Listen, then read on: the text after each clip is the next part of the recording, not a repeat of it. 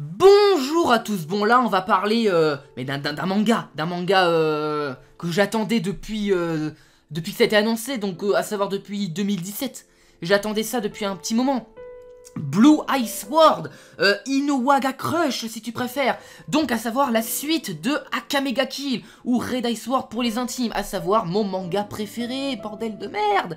Ah, je suis content, je suis content, bah évidemment, quand t'apprends que ton manga préféré aura une suite, forcément t'es content. Bon, t'as peur que ça soit de la merde, mais bon, j'ai confiance en Takehiro, il fait toujours des bonnes choses. Bon, c'est pas le meilleur au monde, hein, j'avoue, mais c'est mon manga préféré, donc me cherche pas. Alors, donc, comme je l'ai dit, on retrouve au scénario Takahiro, donc voilà, il continue son manga, donc c'est lui vraiment le papa du manga.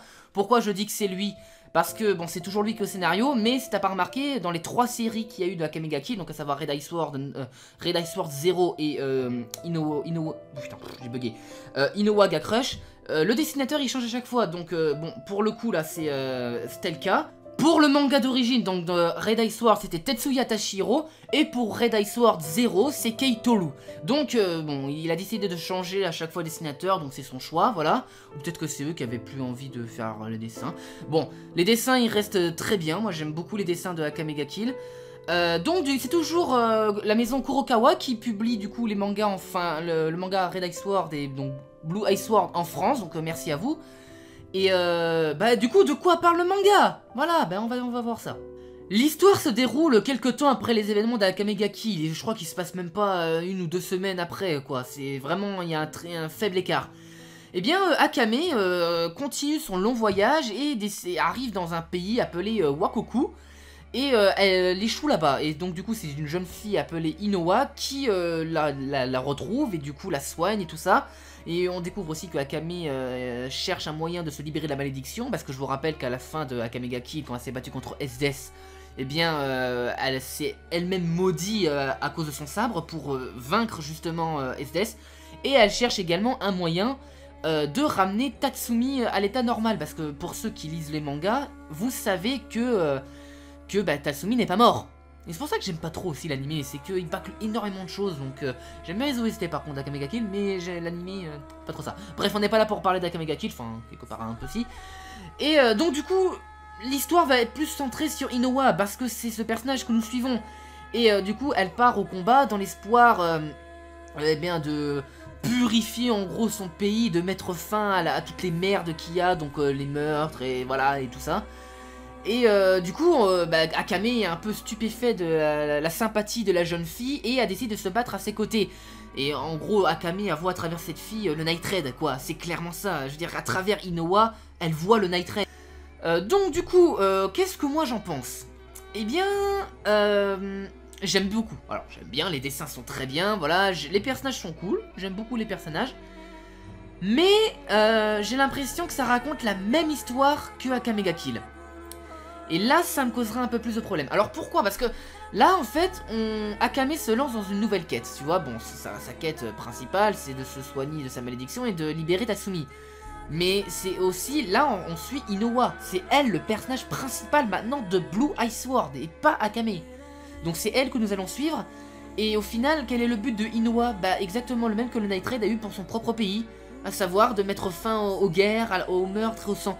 Enfin, je veux dire que je comprends pas pourquoi l'auteur a fait ça. Alors, on sait très bien que le Night Raid a réussi à libérer un pays, et que forcément d'autres pays sont dans le même cas. Mais à quoi bon, enfin à quoi ça sert de raconter exactement la même histoire dans un autre pays?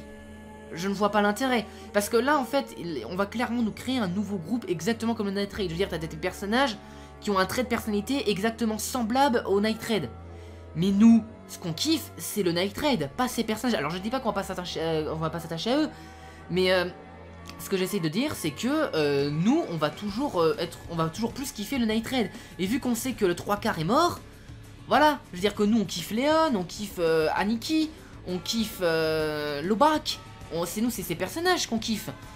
Ces personnages, certes, on va s'attacher à eux, mais déjà, je sais pas, ça va être beaucoup moins impactant, je trouve.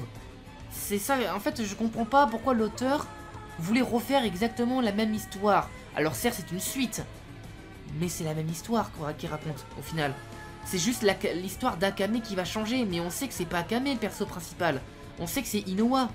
Ok, on sait que Inoa a des des ambitions différentes de celles d'Akame. Mais au final, l'objectif reste le même. Je veux dire que l'objectif principal de l'intérêt de tous, c'est le même. C'est exactement le même. Et là, c'est dommage. Alors moi je continuerai à lire, hein, bien entendu. Moi je suis un fanboy éternel. Mais je sais pas, je trouve... déjà il y a beaucoup de personnages qui sont trop semblables aux certains personnages. J'ai rien que la meuf hyper balèze du début du manga, c'est clairement une SDS 2.0. Voilà, t'as aussi le pervers qui fait penser à Lubok. Rabak, je préfère. Voilà, t'as plein de traits de caractère qui nous font penser justement aux personnages que nous avons kiffé dans Red Ice Sword. Mais voilà. Mais sinon le manga il se tient bien, j'aime beaucoup les dessins, les personnages sont assez attachants. Pour l'instant je me suis bien attaché à Inoa. Voilà, même si ma préférée ça reste Akame bien évidemment. Best waifu. Et puis voilà, bon après on découvre toujours des ordures, hein, voilà, ça change pas, ça reste les mêmes, on a l'impression qu'ils ont le même visage, c'est incroyable. Mais voilà, donc le manga je le trouve cool, moi j'ai acheté le premier tome, donc bon j'achèterai la suite bien évidemment, j'attends de voir ce que va donner la suite, moi j'attends ça avec impatience, et puis voilà, donc vous dites-moi ce que si vous l'avez lu, dites-moi ce que vous en avez pensé, si vous avez kiffé, si vous n'avez pas kiffé, voilà. Ben moi je vous souhaite une excellente journée, et je vous dis à la prochaine.